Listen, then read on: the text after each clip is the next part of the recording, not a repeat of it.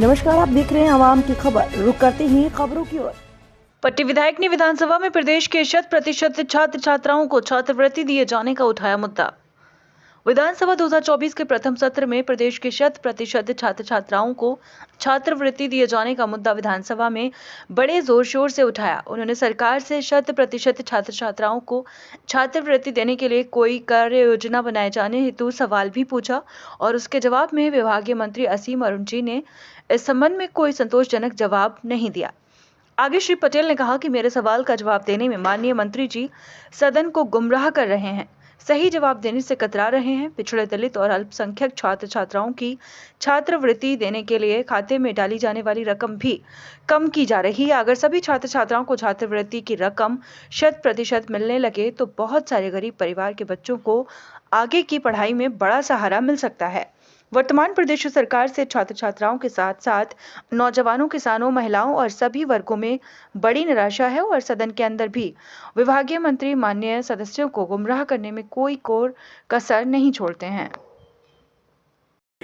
राम सिंह पटेल। धन्यवाद माननीय अध्यक्ष जी। मैं माननीय मंत्री जी से अपने प्रश्न के संदर्भ में 3 अनुपूरक पूछना चाहता हूं। पहला, क्या माननीय मंत्री जी बताएंगे कि वित्तीय वर्ष 2021-22 से लेकर 2023-24 तक दसमोत्तर के कितने छात्र छात्राओं ने छात्रवृत्ति शुल्क प्रतिपूर्ति हेतु आवेदन किया? दूसरा, क्या मंत्री जी यह भी बताने की कृपा करेंगे कि प्राप्त आवेदनों के सापेक्ष कितने छात्र छात्राओं को छात्रवृत्ति शुल्क प्रतिपूर्ति देय हुआ था और कितने छात्र शेष रह गए थे? माननीय अध्यक्ष जी, एक छोटा सा अनुपूरक और है। क्या मंत्री जी ये बताएंगे कि शेष छात्र छात्राओं को छात्रवृत्ति शुल्क प्रतिपूर्ति सरकार देगी या नहीं देगी? मेरे 3 अनुपूरक है। माननीय मंत्री जी।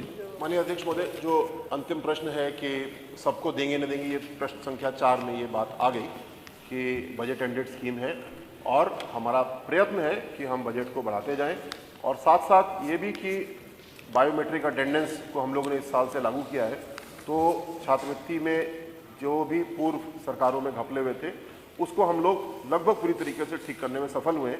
अब बायोमेट्रिक अटेंडेंस आने के साथ में केवल गंभीर छात्र ही हैं जो छात्रवृत्ति के पात्र रहेंगे, जिसकी अटेंडेंस पूरी नहीं है वो पात्र नहीं रहेगा। तो मुझे लगता है कि एक और जो लीकेज था वो भी दूर हो जाएगा और हम बजट को लगातार बढ़ाते जा रहे हैं, जिसकी वजह से हम लोग और ज़्यादा छात्रों को संतृप्त कर पाएंगे।